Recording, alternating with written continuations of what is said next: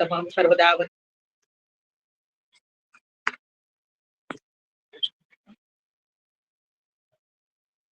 છે આજનો સત્સંગ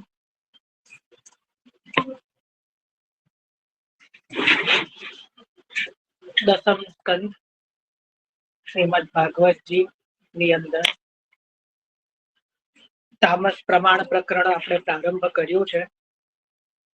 કારિકાજી થઈ ચૂક્યા છે. કારિકાજી અને હવે આપણે નંદ મહોત્સવ અધ્યાય 5 નંદ મહોત્સવ એની અંદર આજથી પ્રવેશ કરવાના છીએ. તો હવે મૂળ સુબોધિનીજીની અંદર આપણે પ્રવેશ કરીએ છીએ. આજથી પ્રજ્ઞાબેન પૂજારા માઇક મ્યુટ કરી દો, નહીતર સત્સંગમાંથી રિમૂવ કરવામાં આવશે. હવે હું કશું કોઈને કહીશ નહીં, સીધા રિમૂવ કરી દઈશ. ચલો, મૂળ સુબોધનીજી મૂળ અધ્યાયમાં આજથી આપણે પ્રવેશ કરીએ છીએ. 5મો અધ્યાય નંદ મહોત્સવ. એની અંદર પ્રથમ શ્લોક શ્રી શુક ઉવાચ નંદસ્ત્વાત્મજ ઉત્પન્ને જાતા અલાદો મહામનાઃ આયુય વિપ્રાન વેદ જ્ઞાન સ્નાતઃ સુચિરલંકૃતઃ. આ પહેલો શ્લોક છે 5મા અધ્યાયનો. હવે કહી રહ્યા છે કે નંદરાયજીને ત્યાં આત્મજ એટલે પોતાનો પુત્ર ઉત્પન્ન થતા જેને આનંદ થયો છે એવા ઉદાર મનવાળા નંદરાયજીએ તો પહેલા પવિત્ર સ્નાન કર્યું, એના પછી પવિત્ર થઈને અલંકાર ધારણ કરીને વેદ જાણનારા બ્રાહ્મણોને બોલાવ્યા. બરાબર, આ પહેલો શ્લોક છે કે જ્યારે નંદરાયજીએ સવારે અને નોમના દિવસે સવારે નંદ મહોત્સવ શ્રાવણ વદ નોમ એ દિવસે પ્રાતઃકાલ જ્યારે જાણ્યું કે અમારે ત્યાં જે છે એ પુત્રનું પ્રાગટ્ય થયું છે, એટલે એમણે શું કર્યું તો પવિત્ર સ્નાન કર્યું.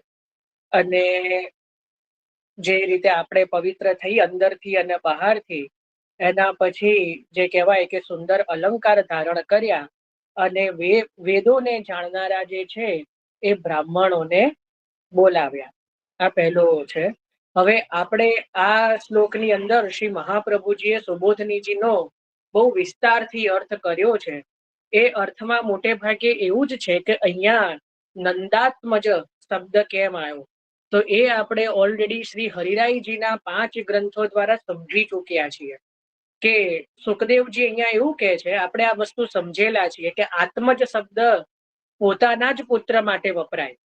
એ મેં ઉદાહરણ બી આપેલું કે કોઈ દત્તક લીધેલો પુત્ર હોય તો એના માટે આત્મજ શબ્દ ન આવે. આત્મ એટલે કેવલ અને કેવલ પોતાના પુત્ર. એટલે અહીંયા મહાપ્રભુજી કહે છે કે આ શબ્દ તો સુખદેવજી વાપરી રહ્યા છે, એટલે સુખદેવજી તો જાણે જ છે જો કેવલ આ વસુદેવજીના પુત્ર હોય તો નંદાત્મજ શબ્દ વાપરે નહીં. અને બીજો શું શબ્દ વાપર્યો તમે જો, નંદસ્ત્વ આત્મજ, એટલે નંદરાયજીના પોતાના આત્મજ, પોતાના પુત્ર, સ્વ આત્મજ. તમે મૂળ શ્લોકમાં જોશો ને તો નંદસ્ત્વ આત્મજ એટલે સ્વ એટલે પોતાના. જેમ આપણે ત્યાં સ્વીયાનાંતાન નિજાચાર્યમ, સ્વીય એટલે અમે પોતાના આચાર્ય, પોતાના આચાર્ય. એ રીતે અહીંયા નંદરાયજીના પોતાના જ્યારે પુત્ર ઉત્પન્ન થયા એટલે એ શબ્દ દ્વારા ગૂઢ ભાવથી અહીંયા પ્રભુના વ્રજની અંદર પ્રાગટ્યનું વર્ણન સુખદેવજીએ શરૂઆતમાં કર્યું. શરૂઆત જ ત્યાંથી કરી, નંદસ્ત્વ આત્મજ. એટલે આ કોઈ વસુદેવજીના પુત્રનો ઉત્સવ નથી, આ નંદરાયજીના જ પુત્રનો ઉત્સવ છે. એટલા જ માટે આને નંદ મહોત્સવ કહેવાય છે. નંદ ઘેર આનંદ ભયો, બરાબર ને? તો એટલા માટે અહીંયા પોતાના જ આત્મજ ઉત્પન્ન થયા છે. અને બીજ અહીંયા મહાપ્રભુજીએ આ સુબોધનીજીના આ શ્લોકમાં બહુ બધા જે છે પ્રમાણો આપ્યા છે, જે આપણે ઓલરેડી જોઈ ચૂક્યા છીએ, એટલે ફરી નથી લેતા. એ હરિરાયજીના ગ્રંથો આપણે એટલે જ લીધા હતા કે આપણે એ સમયે આ વસ્તુનું ચિંતન કરી દઈએ કે ત્યાં જેમ વસુદેવજીને ત્યાં ધર્મ સ્વરૂપનું પ્રાગટ્ય, નંદરાયજીને ત્યાં ધર્મી સ્વરૂપનું પ્રાગટ્ય વાસુદેવ વ્યુહથી થયું છે. તો એ પોતાના ત્યાં આત્મજ છે, બરાબર ને. પછી ધર્મી ધર્મ સ્વરૂપ એકબીજામાં મળી ગયું, એટલે આ અહીંયા જે સ્વરૂપ છે એની અંદર વસુદેવજીને ત્યાં પ્રગટ થયેલા જે પ્રભુ છે એ, અને નંદરાયજીને ત્યાં જે પ્રભુ પ્રગટ થયા છે એ, આ બંને પ્રભુ એક સમાઈ ચૂક્યા છે, એટલે એક સ્વરૂપે દર્શન આપે છે. એટલે નંદરાયજીને ત્યાં જે આત્મજ ઉત્પન્ન થયા છે, એટલા માટે જો નંદરાયજીના ત્યાં આત્મજ ઉત્પન્ન ન થયા હોય તો જો આ બધા જે વૈદિક ક્રિયાઓ નંદરાયજી આગળ કરશે તો એ બધી મિથ્યા થઈ જાય. પહેલી વસ્તુ તો એ બધી મિથ્યા થઈ જાય, ખોટી ઠરે. તો એવું થયું નથી. બીજી વસ્તુ, આપણે ત્યાં મહાપ્રભુજી પણ કહે છે કે જો માયાના કારણે યશોદાજીનું ધાવણ ઉત્પન્ન થયું હોય તો પ્રભુ એનું પાન કરે નહીં, કારણ કે એ તો જે કહેવાય અર્ધભુક્ત થાય. એટલે માયાના કારણે યશોદાજીના સ્તનમાં જો ધાવણ ઉત્પન્ન થયું હોય તો એનું પાન પ્રભુ કરે નહીં, પણ પ્રભુએ તો યશોદાજીનું સ્તનપાન કર્યું છે, કારણ કે એ ધાવણ કેવલ પ્રભુ માટે જ પ્રગટ થયું છે, બરાબર. એ પણ એક કારણ છે. એના પછી ઘણા બધા જે કારણો અહીંયા આપણે જે ચિંતન કર્યું હતું કે એ પ્રમાણે કે એ વાત કેવલ અને કેવલ શ્રી મહાપ્રભુજીએ જ જાણી છે, બીજા કોઈએ આ નંદસ્ત્વ આત્મજનો અર્થ બરાબર જાણ્યો નથી. કેવલ શ્રી મહાપ્રભુજી જ પોતાના સુબોધનીજીની અંદર આ વસ્તુ પ્રગટ કરે છે કે નંદરાયજીને ત્યાં જે છે એ પુત્ર ઉત્પન્ન થયું છે, એટલે એનાથી જે છે નંદરાયજીના પોતાના પુત્ર તરીકે ભગવાન પ્રગટ થયા. એટલે બીજી એ વસ્તુ પણ એ અહીંયા પ્રગટ થાય છે કે જેમ પ્રભુ મત્સ્ય, વરા, કૂર્મ, નરસિંહ, વામન અવતાર જેમ ધારણ કર્યો છે એવો આ અવતાર નથી, એવો આ અવતાર નથી. કારણ કે પ્રભુ અહીંયા તો પિતા પુત્રના સંબંધથી પ્રગટ થયા છે, એટલે નંદરાયજીનું પિતાપણું પોતે સ્વીકાર્યું છે. એટલા માટે પણ સ્વ આત્મજ શબ્દ અહીંયા જે છે એ અહીંયા સુખદેવજી લખી રહ્યા છે. તમે જુઓ, આપણે નંદ નંદન કહીએ છીએ, યશોદાનંદન કહીએ છીએ, ભક્તોએ પ્રભુને નંદ નંદન કહ્યા છે.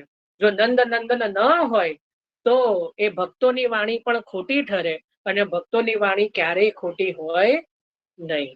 એટલા માટે પણ અહીંયા જે છે કે જે આત્મજ તરીકે ઉત્પન્ન થયા એ નંદરાયજીના જ આત્મજ તરીકે પ્રભુ અહીંયા પ્રગટ થયા છે, પુત્રપણું પોતે સ્વીકારીને પ્રગટ થયા છે. તો એટલા માટે જે છે આ જાત કર્મ સંસ્કાર આદિ જે છે એ નંદરાયજી જે કરી રહ્યા છે એ ખોટું ઠર્યું નહીં. બાકી જો બીજાના પુત્ર માટે કરે તો એ જે કાર્યો ક્રિયાઓ છે ખોટી ઠરી જાય, પણ એવું થયું નથી. અને બીજી વસ્તુ, જો નંદરાયજીને એવી ખબર હોય કે વસુદેવજી આવીને મારે ત્યાં પ્રભુ પધરાવી ગયા છે, તો જો વસુદેવજીને એવી જાણ હોય કે મનમાં એવી શંકા રહી હોય કે આ તો વસુદેવજીના પુત્ર છે, તો આટલો મોટો ઉત્સવ પોતે કરે નહીં. કારણ કે કોઈ પણ બીજાના પુત્ર ભલે ગમે એટલો વાલો હોય, પણ જેવો આનંદ આપણે આપણા પુત્ર માટે કરીએ એવો બીજાના માટે ન થઈ શકે, એટલો આનંદ પોતાના હૃદયમાં પ્રગટ ન થઈ શકે. એમાં પણ જો એવી ખબર હોય કે મારે ત્યાં પુત્રી થઈ છે ને, તો કંસે જે એને સીધાવી દીધી હશે તો પોતાની પુત્રીનો શોક છોડીને કોઈ બીજાના પુત્રનો આનંદ થોડો મનાવે, એ તો સીધી વસ્તુ છે. એટલે એનાથી પણ અહીંયા નંદરાયજી ખુલ્લા મનથી, એટલા માટે ઉદાર મનથી જે ઉત્સવ હવે મનાવવા તત્પર થયા છે, એનું પણ એ કારણ છે કે નંદરાયજી એ કોઈ પણ લીલાથી એ અજાણ છે, એમને એ વસ્તુની પ્રભુએ ખબર નથી પડવા દીધી કે વસુદેવજી આવીને પોતાના પુત્રને પણ અહીંયા પધરાવ્યા છે, બરાબર. એટલે જે લોકો એવો પણ દાવો કરી રહ્યા હોય કે ભાઈ નંદરાયજી તો જાણતા જ હતા, તો એ દાવો પણ અહીંયા ઉદાર મન વાળા જે નંદરાયજી શબ્દ વાપર્યો એનાથી એ દાવો ખોટો પડી જાય છે, બરાબર. એટલે નંદરાયજીએ જો સૌથી પહેલા શું કર્યું તો મંગળ સ્નાન કર્યું. સૌથી પહેલા શું કર્યું? મંગળ સ્નાન કર્યું. જ્યારે પણ તમે વલ્લભકુલના બાળકોની પણ રીત કદાચ કોઈને ખબર હોય તો, મને ખબર નથી, કોઈને ત્યાં પુત્રનો વધાઈના સમાચાર મળે ને એટલે સૌથી પહેલા ચોકમાં એક બાજોઠ મૂકવામાં આવે, એની ઉપર જેને ત્યાં પુત્ર પ્રગટ થયા હોય, એટલે જે પુત્ર જન્મ થયો હોય, સોરી પ્રગટની જન્મ થયો હોય, તો એમને એ બાજોઠ ઉપર એ બિરાજે, અને પછી બધા વૈષ્ણવો ઘડો લઈ લઈને કેસર જલથી સ્નાન કરાવે. બરાબર, એવી રીત છે. આજે પણ બાળકોના ઘરમાં એવી રીત છે. એટલે આ જે છે નંદરાઈજીના પણ આ જ રીતે જે છે કે એને મંગલ સ્નાન કહેવાય. શું કહેવાય? એને મંગલ સ્નાન કહેવાય. તો એ મંગલ સ્નાન કર્યું એનાથી શું થાય કે જે પેલું પિંડરું હવે આવવાનું આવ્યું, કારણ કે પુત્રનો જન્મ થયો એટલે પિંડરું થયું ને, એટલે એને અહીંયા સૌથી પહેલા એ જે છે એ પવિત્ર કરવામાં આવે અને એના પછી જે છે એ શુદ્ધ ધોતી ઉપરડા આદિ જે કોરા ધોતી ઉપરડા ધરીને અલંકાર ધરવામાં આવે, અલંકારો પણ ધરવામાં આવે. આપણે ત્યાં પણ જયારે ઠાકોરજીનો ઉત્સવ હોય, નંદરાઈજી નંદ મહોત્સવ હોય, શ્રી મહાપ્રભુજીનો ઉત્સવ હોય, શ્રી ગુસાઈજીનો ઉત્સવ હોય, બરાબર, કે મોટા મોટા ઉત્સવ હોય, ત્યારે આપણે પણ સેવામાં ધોતી બંડી તો પહેલી ફરજિયાત છે જ. એ તો આખું વર્ષ પહેરવું જોઈએ. પુરુષોની વાત કરું છું. સ્ત્રીઓએ જે છે સાડી આદિ જે છે એ ક્રમ કરવો જોઈએ. જો સૌથી પહેલા કોઈને એવું લાગે કે ભાઈ વેશભૂષા, જેમ વિશાલ બાબાએ પણ કહેલું કે ભાઈ વેશભૂષાથી શું ફરક પડે, તો એનું હું તમને બહુ સામાન્ય ઉદાહરણ આપું. આપણે કોઈ ભીડ વાળી જગ્યામાં ગયા હોઈએ, ક્યાંક નવા હોઈએ અને આપણને કોઈને પૂછવાનું મન થાય કે ભાઈ કઈક વાત કરવી છે, તો બહુ કોઈની મોટી મોટી દાઢી હોય માની લો અને મલેચ્છ વેશ હોય, તમે એને એક એક માણસ તમને એવો દેખાય છે અને એક માણસ એવો છે જેને માથા ઉપર તિલક કર્યું છે એવો દેખાય છે. તમે કોને પૂછશો? કોની પાસે તમારા પગ પહેલા જશે? જવાબ આપ. તો જેને વૈષ્ણવી, તમે બંનેને નથી ઓળખતા, તમારા માટે બંને નવા છે. તમે કેવલ જોઈ જ રહ્યા છો. એકનો મલેચ્છ વેશ છે અને એકે જે છે એના માથા પર તિલક છે.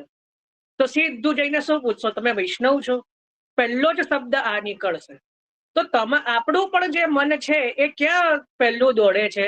કે જ્યાં આપણને આપણા જેવા કોઈ દેખાય છે. તો પ્રભુને બોલવાનું મન કોની જોડે થાય?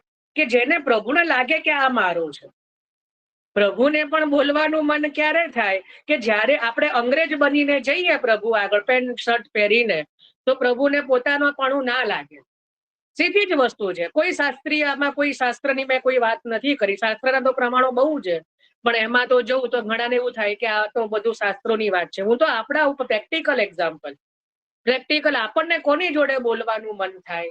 તો જેને આપણે આપણા જેવા લાગે એની જોડે બોલવાનું મન થાય.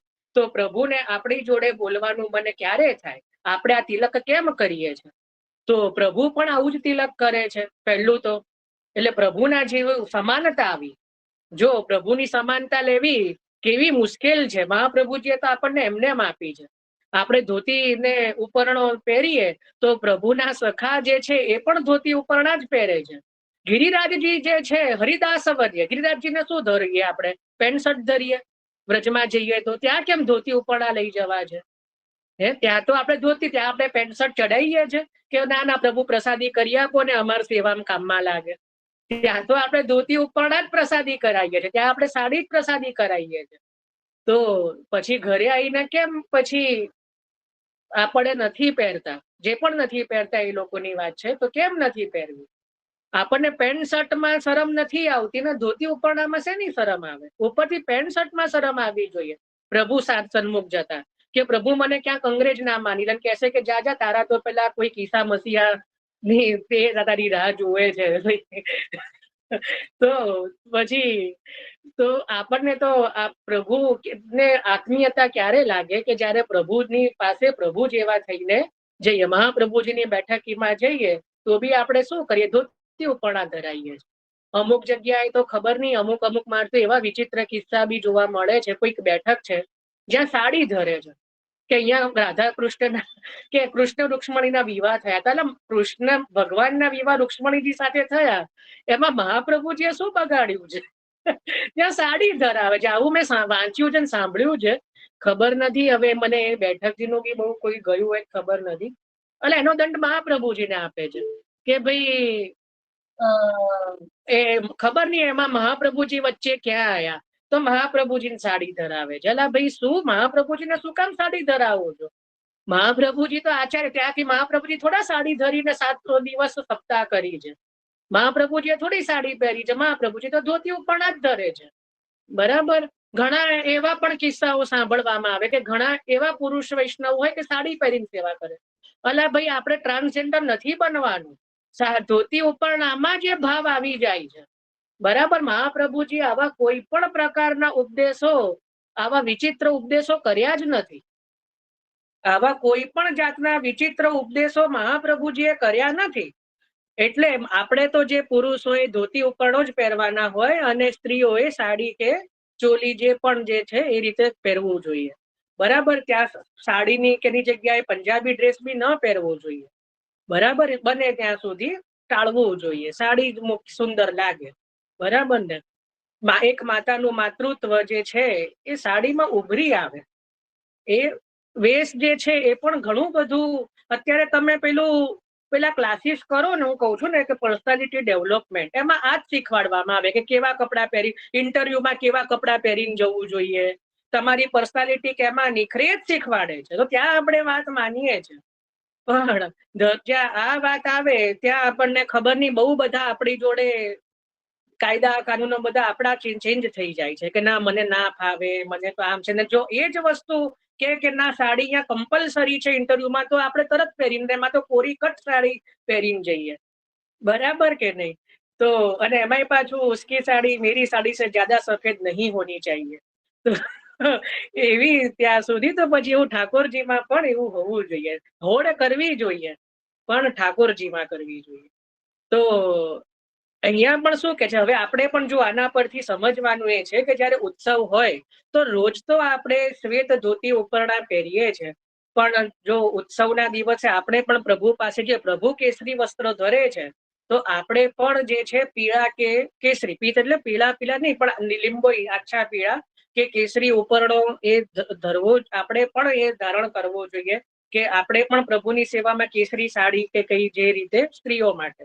બરાબર. અને બીજું, મંગલ ચિહ્નો ધારણ કરવા જોઈએ. આ જે મૂલ કહેવાનું, પુરુષ હોય તો કડા જો પહેર્યો, તો સ્ત્રીઓએ તો કંગન અવશ્ય પહેરવા. સ્ત્રીનું સૌભાગ્ય છે. હું તો કહું, સ્ત્રી, તમને નરસિંહ મહેતાનું એક બહુ જબરજસ્ત એક પદ મોકલીશ. સારમાં સાર અવતાર અબળાબળ અબળાતણો, જે બળે બળભદ્ર વીરરી છે. લખી રાખો. આ સ્ત્રીઓ માટે કેટલી મોટી વાત કહી નરસિંહ મહેતાએ 500 વર્ષ પહેલા. ફરી બોલું છું, જેને લખવી હોય ને લખો, એ આ પદ તમને નહીં મળે. સારમાં સાર અવતાર અબળાતણો, જે બળે બળભદ્ર વીરરી છે. કેવા શબ્દો વાપર્યા. બોલું ફરી? હા, સારમાં સાર. સમજો, આ શબ્દો સમજો. સારમાં સાર અવતાર અબળાતણો. પછી એક એક શબ્દ સમજાવું. સારમાં સાર અવતાર અબળાતણો, જે બળે બળભદ્ર વીરરી છે. શબ્દો તો તમે જુઓ કેવા સુંદર વાપર્યા છે. સારમાં સાર અવતાર અબળાતણો, જે બળે બળભદ્ર વીરરી છે. કોઈ કે આપણા દેશમાં સ્ત્રીઓનું આમ શોષણ થતું હતું, તેમ થતું હતું. 500 વર્ષ પહેલા, 550 વર્ષ પહેલા આદિ કવિ નરસિંહ મહેતાનું આ પ્રભાતિયું છે, જેમાં સ્ત્રી દેહની આપે એટલી બધી પ્રશંસા કરી છે કે આ આખા ધરતીમાં કોઈ સાર હોય, કોઈ યોની હોય, તો એ છે સ્ત્રી. જો સ્ત્રી જન્મ મળ્યો છે તો એને પોતાનું સૌભાગ્ય માનો. કેમ કે સારમાં સાર અવતાર અબળાતણો, એટલે ભલે બધા અબળા કે, અબળા એટલે જે છે કે જેનામાં બળ નથી, પણ જેના બળે બળભદ્ર વીર રીઝી જાય, એને એનાથી મોટું બળ બીજું શું હોય? તો કેમ એવું? કારણ કે પુરુષે તો પોતાની અંદર માતૃત્વ પ્રગટ કરવા માટે પ્રયત્ન કરવો પડે. પુરુષ જે ભાવ છે એને સ્ત્રી ભાવની વિજય મેળવવો પડે. બરાબર છે કે ત્યાં સ્ત્રી ભાવ પ્રગટ કરવો પડે અંદરથી. જ્યારે સ્ત્રીઓમાં તો સ્ત્રી ભાવ સહજ છે, એની અંદર માતૃત્વ સહજ છે, એને પ્રગટ કરવાની જરૂર પડતી નથી. એનામાં એ સંવેદના, એ લાગણી સહજમાં છે. એને પુરુષોએ તો પોતાની અંદર પ્રગટ કરવી પડે છે. જ્યારે સ્ત્રીઓની અંદર પ્રભુએ સહજ મૂકી છે, અને સ્ત્રીઓ 16 શૃંગાર ધરીને પ્રભુની પાસે જઈ શકે.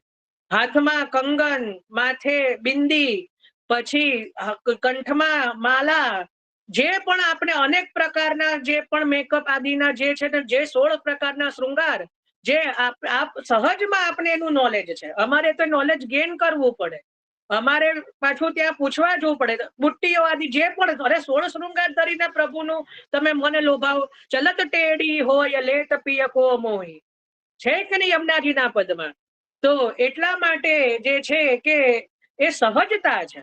તો એ જયારે પ્રભુનો ઉત્સવ હોય, બધું રાજભોગમાં બધું, જયારે રાજભોગના દર્શન આપણે પ્રભુનો કરીએ ત્યારે આપણે પણ સુંદર જે છે એ શૃંગાર આદિ ધરીને પ્રભુની સન્મુખ જવું જોઈએ. એ જ રીતે પુરુષ વર્ગ હોય તો સુંદર ઉત્સવનો દિવસ છે તો કેસરી કે પીળો ખેસ જે છે ઉપરડો એ આપ ઓઢો, હાથમાં કડા પહેરવા જોઈએ, પછી ભલે આપ માલા આદિ પણ પહેરો, બરાબર. તો એ સહજ જે અમુક શૃંગાર છે, સ્ત્રીઓ જેટલા તો નથી આપણને એટલો અધિકાર, પણ જે પુરુષવત જેટલા શૃંગાર છે એ પણ કરીને પ્રભુ પાસે જાઓ, પ્રભુને ગમશે. કારણ કે પ્રભુ કેવા છે, આપણા પ્રભુ કેવા છે? શૃંગાર પ્રિય. આપણા પ્રભુનું એક નામ છે શૃંગાર પ્રિય. પ્રભુ આપણા જે છે ને શિવજી કેવા છે? તો મોક્ષ પ્રિય, એટલે એ વૈરાગ્ય પ્રિય છે. એમને બહુ શૃંગારમાં રસ નથી. પણ વિષ્ણુને શૃંગાર પ્રિય ક્યાં છે? શ્રી પ્રિય. એટલે જે લક્ષ્મીજીના જે નાથ છે, એટલે એમને જે છે ને આવી બધી શોભાઓની થોડીક વધારે શોખ છે, શોખીન છે. એક આપણા તમે જુઓ, મેં નહોતું કીધું કે શ્રીનાથજીમાં એ ફેશનો જે છે કે જે અત્યારના પણ લોકો એને હજી પહોંચી નથી શક્યા. અત્યારે જેટલી પણ ફેશનો, જે પણ ગમે તેવી લાવો, એ બધી શ્રીનાથજી ક્યાંક ને ક્યાંક 500 વર્ષથી એ કરી જ રહ્યા છે, બરાબર. એટલે શ્રીનાથજીની ફેશનનો કોઈ તોતો નથી અને એને કોઈ પાર પામી શકે નહીં, કારણ કે પ્રભુ જે છે ને શૃંગાર પ્રિય છે. તો એટલા માટે જો અહીંયા પણ નંદરાયજીએ શું કર્યું? અલંકાર ધારણ કર્યા, બરાબર. એ મંગલ અલંકાર ધારણ કર્યા. એટલે જે જયારે પણ ઉત્સવનો દિવસ હોય ત્યારે આપણે પણ જે છે અલંકાર ધારણ કરવા જોઈએ. અહીંયા ગોપીજનો પણ તમને આગળ વર્ણન આવશે, એમાં તો વિસ્તારથી કહીશ. જયારે ગોપીજનોએ સાંભળ્યું ને કે નંદરાયજીને ત્યાં પુત્ર પ્રગટ થયા, તો દોડીને નંદરાયજીને ત્યાં ના ગઈ. એ વ્રજભક્તો દોડીને ના ગયા. એમને જેટલો સમય તૈયાર થવામાં, પોતાની દેહને શણગારવામાં લાગે એટલો સમય લીધો. એવું સુખદેવજી કહેશે, આવશે આગળ, કે જયારે ગોપીજનોએ સાંભળ્યું કે નંદરાયજીને ત્યાં પુત્ર પ્રગટ થયા છે અને ત્યાં નંદ ઉત્સવ થઈ રહ્યો છે, તો દોડીને એ નંદરાયજીના ઘરે ગઈ નહીં. એને શું કર્યું? ઉત્સવવત પોતાના સુંદર શૃંગાર ધારણ કર્યા અને પછી એ ગઈ. તો કારણ કે તમને જુઓ, આપણે કોઈને ત્યાં મેરેજ હોય, આપણને છેલ્લે ઇન્વિટેશન મળ્યું કે તો છેલ્લે યાદ આવ્યું કે છેલ્લે સમાચાર મળ્યા, તો આપણે વાઘરા વેશે જઈશું? કોઈને આવા ખુલ્લા વાળ હોય ને હાવ પેલા એ રીતે જઈશું આપણે? પણ ભલે થોડું મોડું થાય, પણ જયારે મંગલ કાર્ય છે, જયારે કંઈક સારો પ્રસંગ છે, તો આપણે પણ સારા કપડા પહેરીને કોઈક સારું પેલા તૈયાર થઈને જઈશું, બરાબર. તો ઠાકોરજીના ઉત્સવના દિવસો હોય તો પછી ઠાકોરજીને તો ઉત્સવ કરીએ જ છે, ઠાકોરજીને તો શૃંગાર કર્યા, તો એ આપણા આંખોની, એ આપણા નેત્રની વાત છે. પણ પ્રભુના નેત્રને તો ઠંડક મળવી જોઈએ. પ્રભુ કોને જુએ છે? આપણે પ્રભુને જોઈએ છે, પણ પ્રભુ આપણને જુએ છે. હવે આપણે હાવ પેલા પૂતના વેશે જઈએ, બરાબર, તો પછી પ્રભુને કેમનો આનંદ આવે? પ્રભુને કેવું શું આનંદ આવે? તો જેટલો સમય ભલે આપણે રાજભોગ પહેલાની, એટલે જ કહું છું કે પ્રભુ રાજભોગ ધરે. જો ઉત્સવના દિવસે રાજભોગનો સમય ડબલ થઈ જાય, આ સામાન્ય ક્રમ છે. પછી એવું નહીં વિચાર મારે નોકરી ધંધા મળું થાય. અરે એક દિવસ થાય તો થાય, રજા લેવાની, એટલે જ રજા લેવાની ઉત્સવના દિવસે, કે પ્રભુને એક દિવસ તો શાંતિથી ભોજન આરોગવા દઈએ. રોજ તો હડ કરતા જોઈએ. 10 મિનિટમાં રાજભોગ સરાઈએ, 5 મિનિટમાં મંગલભોગ સરાઈએ, બરાબર. રોજ હતી તો પ્રભુએ સહેજ મોડો કે તો ત્રણ પેલું મુખ આમ કર્યું જ હોય કે તો 3 તાળી પાડી દઈએ કે ચલો જય હો જય રાજ આવું. એટલે ઠાકોરજી એ સમજે કે ભાઈ રોજ ના પાડીશ ને તો આ તો ભોગ ધરવાના બંધ કરશે, એટલે બિચારા મૂંગા મોઢે શું કરે? તો એટલે પછી સામગ્રી જયારે વિશેષ ધરી હોય તો પ્રભુને સૌથી પહેલા તો મનુહાર કરવું જોઈએ. કર્મ મનુહાર લેવાય કે પ્રભુ આજે દેખો ये सामग्री विशेष में धरी है, ये धरी है, ये धरी, आप आनंद શું આરોગો? અને પછી પ્રભુને કહેવાનું કે કઈ બીજું એ સામગ્રી આપને ફરી કોઈ જોઈતી હોય તો ટેર કરજો, બોલાવજો. તો ક્યારેક પ્રભુ બોલાવે કે આ નો આ સામગ્રી બીજી ધર, ભલે પછી રસોડામાં ના હોય પણ પ્રભુએ ટેર પાડી તો આપણે તો ધન્ય થઈ ગયા કે નહીં. પછી કહેવાનું કે પ્રભુ અત્યારે નથી, ફરી સિદ્ધ કરીશું ત્યારે ધરીશું. બરાબર. ક્યાં તો થોડી રાખી મૂકી હોય ને પ્રભુ બોલાવે તો પછી એ ધરવાની. આપણે ત્યાં એટલે એવો ક્રમ છે, રાજભોગમાં બધી સામગ્રી જેટલી નવી કોઈ ઉત્સવની સામગ્રી હોય ને ધરી નહીં દેવાની, થોડી રાખવાની. અને શયન ભોગમાં પછી જે છે એ ધરવાની, એવો ક્રમ છે. કારણ કે શયન ભોગમાં પણ ઘણા કેવું હોય, ઉત્સવ ભોગમાં બધું ધરી દે, પછી શયન ભોગમાં શું? તો શયન ભોગમાં પણ પ્રભુને ઉત્સવ રાજભોગની થોડી થોડી સામગ્રી જે છે ને એ અનસખડી આદિ શયન ભોગમાં પણ થોડી વિશેષ ધરવાની, એટલે રાખી મૂકવાની, થોડી એમાંથી થોડા નંગ રાખી મૂકવાના. તો એટલા માટે પછી જે છે કે પ્રભુને વિશેષ ત્યાં સમય લાગે થોડો. રોજ આપણે 20 મિનિટ રાજભોગનો રાખતા હોઈએ તો 40 મિનિટ 45 મિનિટ રાખવો જોઈએ. તો એટલામાં આપણે પણ તૈયાર થઈ જવાનું કે પછી રાજભોગ સમયે તો જયારે આપણે રાજભોગ સન્મુખ પ્રભુની સન્મુખ જઈએ, જયારે રાજભોગનો ભોગ સરાઈએ તો આપણે પણ સુંદર વસ્ત્ર શૃંગાર ધરવાના, સેન્ટ બેન્ટ છાંટવાનું. પ્રભુ માટે સેન્ટ ના વપરાય, આપણા માટે તો વપરાય. જેમાં સુંદર સુગંધ આવતી હોય ને, તો અત્તર હોય કે સેન્ટ હોય એ બધું આપણા પર તો છિડકવાનું. પછી કોઈ સેવામાં ના, ઠાકોરજીમાં ના વપરાય. સુંદર સુગંધ આવતી હોય તો લોકોને શું કામ સુંઘાડીએ, આપણા સ્વામીને ના સુંઘાડીએ? તો એનો પણ ત્યાં જે છે પ્રભુમાં વિનિયોગ થઈ જાય. બરાબર. તો એ રીતે જે છે આપણે પણ સુંદર શૃંગાર કરીને પ્રભુ પાસે જવું જોઈએ.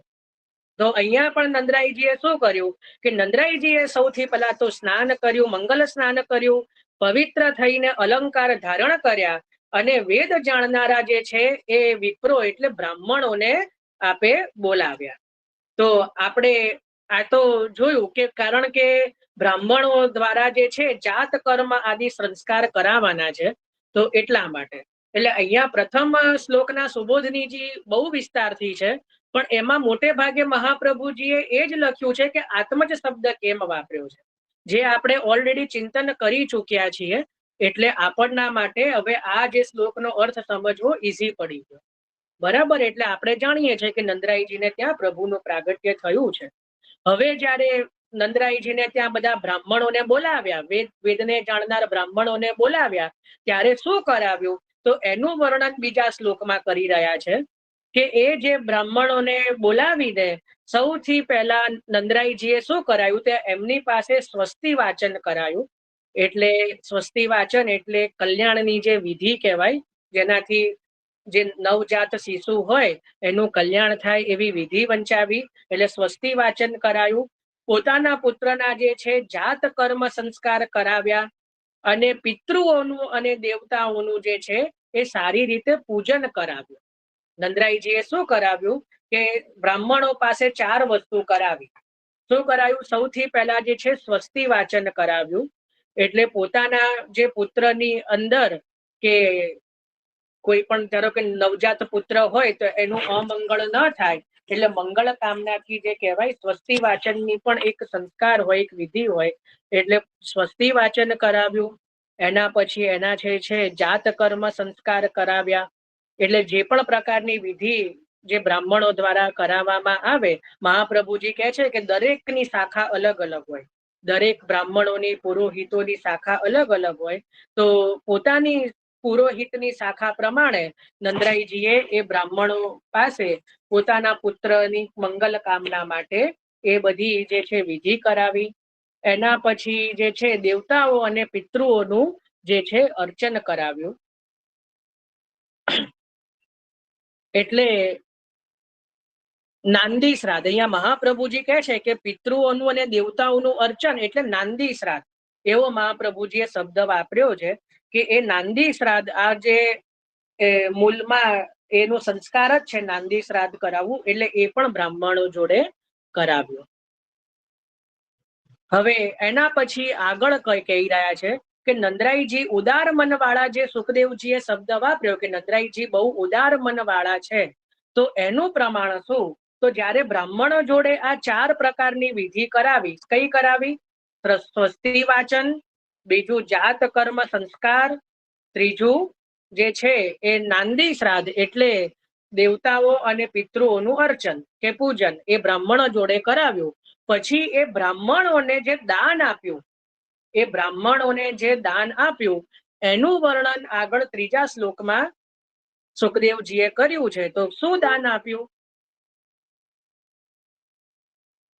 ત્યારે શું દાન આપ્યું? સારી રીતે શણગારેલી 2 લાખ ગાયો તથા જેમની અંદર રત્નના સમૂહ છે અને જે સુવર્ણ તથા વસ્ત્રોથી ઢાંકેલા છે તેવા 7 તલના પર્વતો બ્રાહ્મણોને દાનમાં આપ્યા. કેવું? આવું દાન કોઈ આજ સુધી આપી ન શકે. કેવું દાન આપ્યું? તો કહી રહ્યા છે કે સૌથી પહેલા તો શું આપ્યું કે 2 લાખ ગાયો. બરાબર, સૌથી પહેલા આપ્યું 2 લાખ ગાયો. એના પછી આપ્યું કે જેમની અંદર રત્નોના સમૂહ છે એવા સુવર્ણ તથા વસ્ત્રોથી ઢાંકેલા એવા 7 તલના પર્વતો. એટલે મહાપ્રભુજી કહે છે કે અહીંયા નંદરાયજીએ 5 વસ્તુનું દાન કર્યું. બરાબર, કઈ 5 વસ્તુ આપી? એક તો ગાયો, 2 લાખ ગાયો. એના પછી સુવર્ણ એટલે સોનું. એના પછી વસ્ત્ર, ત્રીજું છે વસ્ત્ર.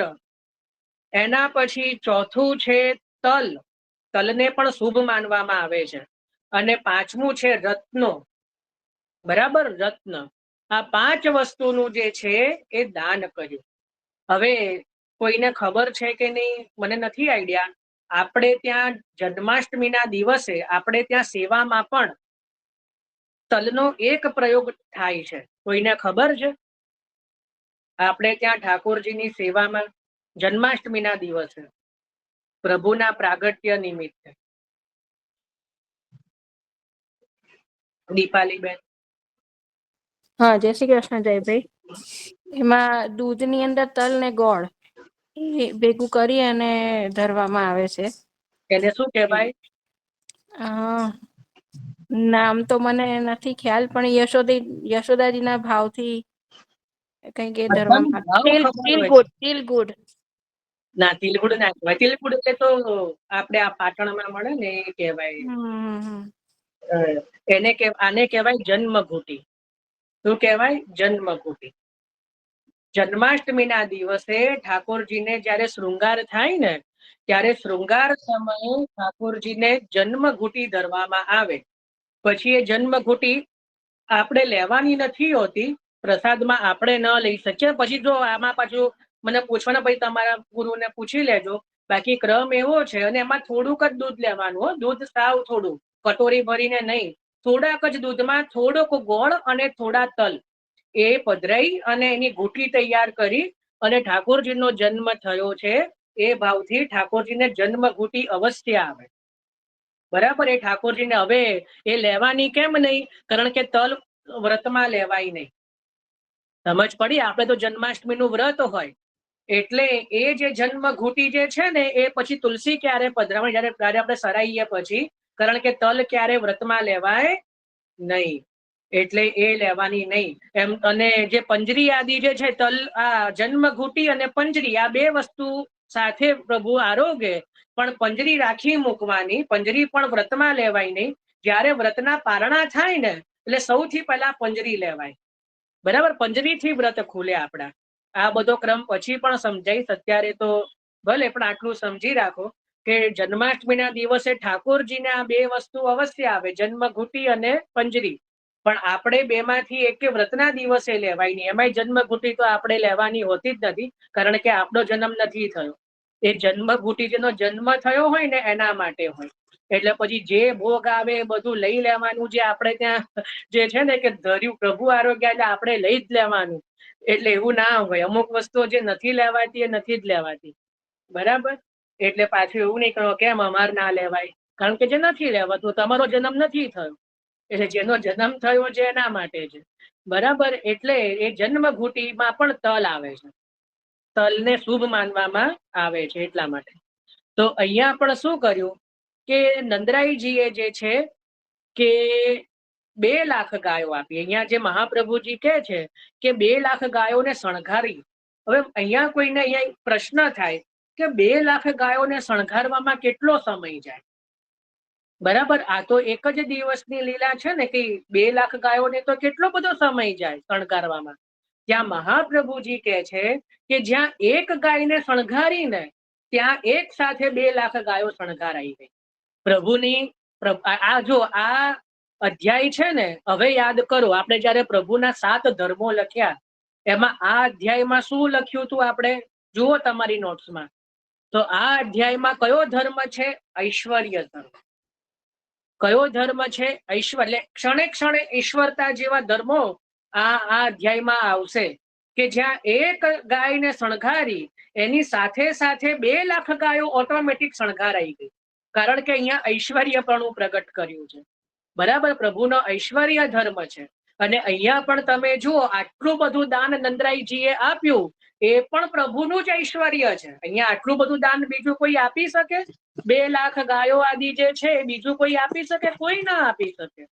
તો એટલા માટે જે છે કે 2 લાખ ગાયો એ પણ શણગારેલી અને જે છે કે હા, બીજું મહાપ્રભુજી કહે છે કે અહીંયા નંદરાયજીએ કે ગાયો આપવાનો સંકલ્પ નથી કર્યો, ગાયોને આપી જ છે એવું પણ મહાપ્રભુજી સ્પષ્ટતા કરે છે કે ઘણા આપણે તો કારણ કે ગૌદાનનો સંકલ્પ કરીએ, ઘણી વાર સંકલ્પ કરીએ ને પછી આપીએ નહીં, એ આપણી ક્રિયા છે.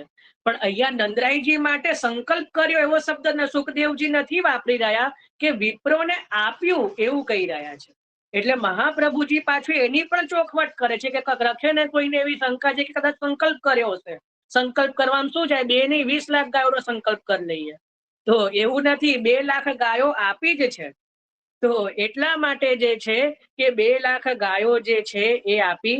એના પછી વસ્ત્રો પણ આપ્યા, વસ્ત્રોથી ઢાંકેલા.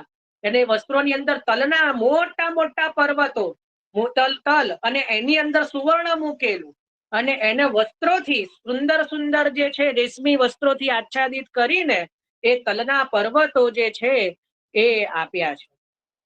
એટલે બહુ બધું જે છે એ દાન કર્યું છે. અને મહાપ્રભુજી કહે છે કે અન્નમાં તલ મુખ્ય છે. તલને જ કેમ આપ્યું? કારણ કે 2 કારણ છે. તલ શુભ પણ છે અને અન્નનો રાજા છે. શું છે? અન્નનો રાજા કોણ છે? તલ. બરાબર, કારણ કે તલ જે છે એ મુખ્ય છે, અન્નમાં મુખ્ય છે એટલા માટે, અને શુભ છે એટલા માટે તલના પર્વતો નંદરાયજીએ દાનમાં આપ્યા. હવે કોઈને શંકા થાય કે આટલું બધું દાન કેમ કર્યું નંદરાયજીએ, અથવા તો પછી આટલું બધું દાન કરી દીધું તો શું નંદરાયજી પાસે કઈ રહ્યું કે ના રહ્યું, કે બધું લૂંટાઈ દીધું? તો અહીંયા એના ચોથા શ્લોકમાં કહે છે કે નંદરાયજીએ તો પોતાની પાસે જે હતું ને એના કદાચ 10% જ દાનમાં આપ્યું. એટલે નંદરાયજીનો વૈભવ કેટલો હશે એના માટે ચોથો શ્લોક આવે છે કે કાલ સ્નાન શૌચ અને સંસ્કાર, કાલ સ્નાન શૌચ સંસ્કાર તપ અને યજ્ઞથી પ્રાણીઓની શુદ્ધિ થાય છે. દાન અને સંતોષથી દ્રવ્યની શુદ્ધિ થાય છે અને આત્મા આત્મવિદ્યાથી શુદ્ધ થાય છે. એટલે કહી રહ્યા છે કે સંસ્કારોથી જ ગર્ભ શુદ્ધિ થાય એવું પ્રદર્શિત કરવા માટે અહીંયા જે છે કે કાળ એટલે સમયથી પૃથ્વી, સ્નાનથી શરીર, ધોવાથી વસ્ત્રો, તપસ્યાથી ઇન્દ્રિય, સંસ્કારોથી ગર્ભ, યજ્ઞ કરવાથી બ્રાહ્મણ અને દાન કરવાથી ધન ધાન્ય અને સંતોષથી મન શુદ્ધ થાય છે અને આત્માની શુદ્ધિ આત્મજ્ઞાનથી થાય છે. જો આ વસ્તુ લખવા જેવી છે લખો. એક તો જે છે કોની કોની શુદ્ધિ શેનાથી થાય છે એ અહીંયા ચોથા શ્લોકમાં બતાવ્યું છે. એમાં સૌથી પહેલા છે કે કાલ એટલે સમયથી પૃથ્વીની, સમયથી જે છે એ આ પૃથ્વીની શુદ્ધિ થાય છે પહેલું.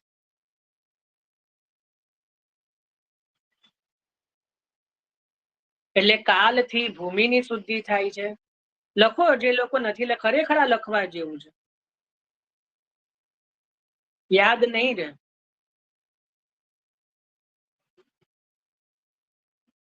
એના પછી બીજું છે કે સ્નાનથી શરીર શુદ્ધ થાય છે. આપણે પણ જો ગમે એવા મેલા હોઈએ પણ સ્નાન કરીએ એટલે આપણું જે શરીર જે છે ને એ શુદ્ધ થાય. તો સ્નાનથી શરીર શુદ્ધ ગણાય. ત્રીજું, ધોવાથી વસ્ત્ર શુદ્ધ થાય. એટલે ક્યારેક આપણને કોઈ વસ્ત્રમાં શંકા રહે કે આ વસ્ત્ર શુદ્ધ છે કે અપવિત્ર છે કે શું, પણ એને ધોયેલું વસ્ત્ર હોય ને તો એને શુદ્ધ માનવું જોઈએ. તો ધોવાથી વસ્ત્ર શુદ્ધ થાય છે. ચોથું છે તપસ્યાથી ઇન્દ્રિયોની શુદ્ધિ કહેવાય છે. આપણી જે એકાદશ ઇન્દ્રિયો જે છે એની શુદ્ધિ તપસ્યાથી, સંયમથી, એનાથી ઇન્દ્રિય શુદ્ધ થાય છે.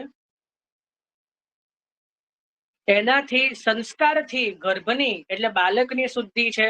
જે આપણે અહીંયા નંદરાઈજીએ જે જાત કર્મ આદિ સંસ્કાર કરાયા તો એનાથી ગર્ભ એટલે બાળકની શુદ્ધિ થાય છે. કારણ કે બાળક જ્યારે નવું જ્યારે જન્મેલું બાળક હોય એનામાં મલ મૂત્ર આદિ માતાના જે હોય એનાથી એ અશુદ્ધ ગણાય. પણ જ્યારે આ સંસ્કાર કરી દેવામાં આવે એટલે બાળક પણ એને શુદ્ધ ગણવું જોઈએ. એના પછી યજ્ઞ કરવાથી બ્રાહ્મણો શુદ્ધ થાય છે.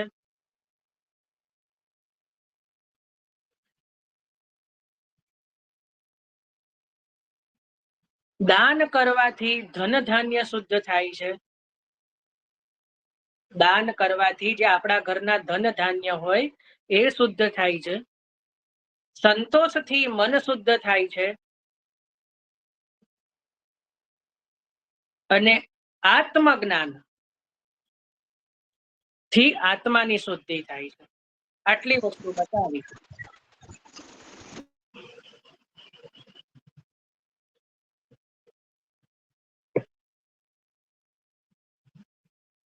હવે અહીંયા મહાપ્રભુજી બહુ સુંદર વસ્તુ કહી રહ્યા છે કે જે પણ મનુષ્ય જ્યારે જન્મ લે, બરાબર, અને આપણે એવું માની લઈએ કે કોઈ આપણે ત્યાં મનુષ્યનું સામાન્ય જીવન 100 વર્ષનું છે, મેક્સિમમ કોઈ 100 વર્ષ સુધી જીવી શકે. હવે તો 100 પણ નથી રહ્યું, હવે તો 70, 75, 80 બહુ થઈ ગયા. પણ માની લો કે 100 વર્ષનું આયુષ્ય છે, બરાબર. તો જેટલા દિવસ હોય એનો એક ભાગ કાઢી લઈએ તો સંપૂર્ણ કાળમાં એટલે આયુષ્યના 100 વર્ષમાં પહેલા 10 દિવસ અશુદ્ધ ગણાય. ખ્યાલ આવ્યો? આપણે ત્યાં શરૂઆતના 10 દિવસ જે છે એને કેમ અશુદ્ધ માનવામાં આવે છે? કારણ કે દરેક વર્ષના એક દિવસ, ધારો કે 100 વર્ષ હોય, 100 વર્ષનું આયુષ્ય માની લઈએ તો દરેક વર્ષનો એક દિવસ માની લો, એક દિવસ અશુદ્ધ છે તો એટલા માટે શરૂઆતના 10 દિવસ જે છે એને અશુદ્ધ માનવામાં આવે છે. એટલે એનું જે છે શરૂઆતના જે 10 દિવસને આપણે પિંડરું કહીએ છીએ. એટલે એને અડાય નહીં, પછી ખાટલો અલગ રાખવો પડે.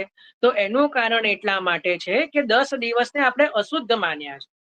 એ જ રીતે દ્રવ્ય, જેટલું પણ દ્રવ્ય હોય એનો જે 10મો ભાગ હોય એનું દાન કરવું જોઈએ. કારણ કે એ કરવાથી બાકીનું દ્રવ્ય શુદ્ધ થાય છે. ખ્યાલ આવ્યો? એનાથી બાકીનું જે દ્રવ્ય જે છે એ શુદ્ધ થાય છે. તો એટલા માટે નંદરાયજીએ આટલું બધું જે દાન કર્યું છે, કારણ કે બાકીનું દ્રવ્ય આપે શુદ્ધ કર્યું છે એનાથી. હવે અહીંયા જે છે કે મહાપ્રભુજી અલગ અલગ વસ્તુઓ નિરૂપણ કરી રહ્યા છે કે ભાઈ જે કાલ જે છે એ વંશની વૃદ્ધિ કરનારું છે. સ્નાન જે આપણે હમણાં જે લખ્યું ને એને ફરીથી બોલી રહ્યો છું, કારણ કે મહાપ્રભુજી એને વિસ્તારથી લખ્યું છે. સ્નાન જે છે એ દેહની શુદ્ધિ કરનારું છે. એના પછી જે સંસ્કાર જે છે એ આપણા શરીરના જે અલગ અલગ ભાગોની શુદ્ધિ કરનારું છે. એટલે આ પ્રકારના 3 લૌકિક વ્યવહારની શુદ્ધિ કહી. હવે બાકીના 3 પ્રકારની પણ જે અદ્રષ્ટ્ય પ્રકારની શુદ્ધિ કહી રહ્યા છે કે જાત કર્મ વગેરે સંસ્કારથી વૈદિક કર્મો જે છે એના દ્વારા પંચમહાભૂતોની શુદ્ધિ કરે છે. તપ જે છે અંતઃકરણને શુદ્ધ કરે છે. યજ્ઞ જે છે એ ભગવાનને પ્રસન્ન કરે છે. એટલે આ પ્રકારના 6 પ્રકારના સંસ્કારોથી પ્રાણીઓની શુદ્ધિ થાય છે, બરાબર. એના પછી કહી રહ્યા છે કે દાનની શુદ્ધિ, કે દાનથી દ્રવ્ય તો શુદ્ધ થાય જ છે અને જે ધન ધાન્ય જે હોય એની શુદ્ધિ કરવા માટે અહીંયા ગાયો અને તલ આદિનું જે છે નંદરાઈજીએ દાન કર્યું છે. તો અને આત્માની શુદ્ધિ આત્મવિદ્યા એટલે પ્રભુના સ્વરૂપનું ચિંતન, ભગવદ સ્મરણ, એનાથી જે છે આત્માની શુદ્ધિ કહી છે. તો આ રીતે જ્યારે પણ ઉત્સવ મનાવીએ ત્યારે આપણે પણ આટલા પ્રકારની શુદ્ધિઓ જે છે એ કરવી જોઈએ. બરાબર. પણ આપણે કઈ અત્યારનો સમય એટલો બધો નથી, પણ ખાલી એટલું જરૂરથી કહીશ કે આપણે નિત્ય તો ગૌગ્રાસ હવે તો નથી કાઢી રહ્યા, હવે તો કારણ કે ગાયો ને બધું બહુ દૂર દૂર હોય, પણ એટલું અવશ્ય કરવું જોઈએ કે ગૌગ્રાસ નિમિત્ત થોડો જે છે દ્રવ્ય કાઢીને રાખવું જોઈએ. પછી ઉત્સવ નિમિત્તે કે ભાઈ આજે નંદ મહોત્સવ છે તો હવે આટલા રૂપિયા અલગ રાખું છું કે 100 રૂપિયા અલગ રાખું છું, હવે જ્યારે સમય મળશે આટલા રૂપિયાનું ઘાસ હું ગાયોને ખવડાવીશ, ક્યાં તો આમાં સત્કાર્યમાં વાપરીશ. તો એનાથી આપણું જે ધન ધાન્ય આદિ જે છે એ ત્યાં શુદ્ધિનો પ્રકાર ત્યાં થઈ જશે. બરાબર. એટલે હંમેશા જે છે કે ગૌગ્રાસ આદિ જે છે કે દાન આદિ જે ક્રમ છે, પહેલાના સમયમાં તો ગ્રહણ છૂટે ને પછી પણ દાન આપવાનો ક્રમ હતો.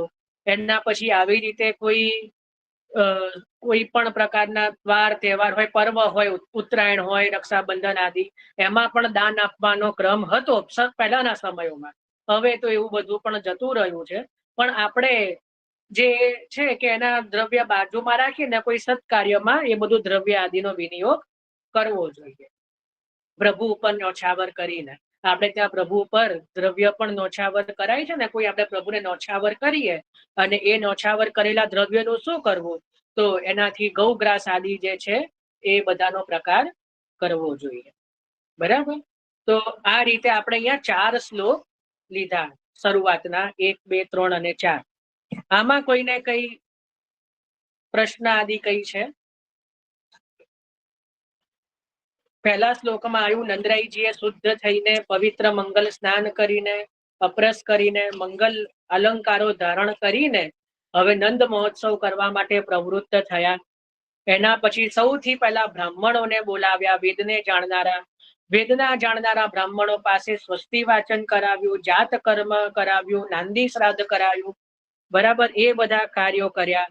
એ બધા કાર્યો કરાયા પછી બધા બ્રાહ્મણોને દાન આપ્યું. 2 લાખ ગાયો, વસ્ત્ર, તલ, રત્ન આદિથી દાન કર્યું. અને એ દાન કેમ કર્યું એનું કારણ અહીંયા 4થા શ્લોકમાં આપ્યું. તો આ રીતે જે છે 4 શ્લોક જે છે એ નંદરાઈજીએ જે કાર્ય કર્યું એના છે. હવે આગળના જે 10 શ્લોકો છે એમાં નંદ મહોત્સવ પ્રારંભ થશે. નંદરાઈજી જે ઉત્સવ કરશે અને એમના ઘરે જે વ્રજભક્તો પધારીને જે ઉત્સવ કરશે એનું વર્ણન આવશે આગળના 10 શ્લોકોમાં. તો એ આપણે હવે સોમવારથી રાખીશું. કાલે તો રવિવાર છે એટલે વિશ્રામ રહેશે. સોમવારથી આપણે નંદરાઈજીના જે મૂળ નંદ મહોત્સવ છે એનું વર્ણન પ્રારંભ થશે 5મા શ્લોકથી. બરાબર. તો આજે આપણે અહીંયા નંદ મહોત્સવના પ્રથમ 4 શ્લોક જે છે એને અહીંયા આપણે રાખીએ છીએ. આમાં કોઈને કઈ પ્રશ્ન આદિ હોય તો કરી શકો.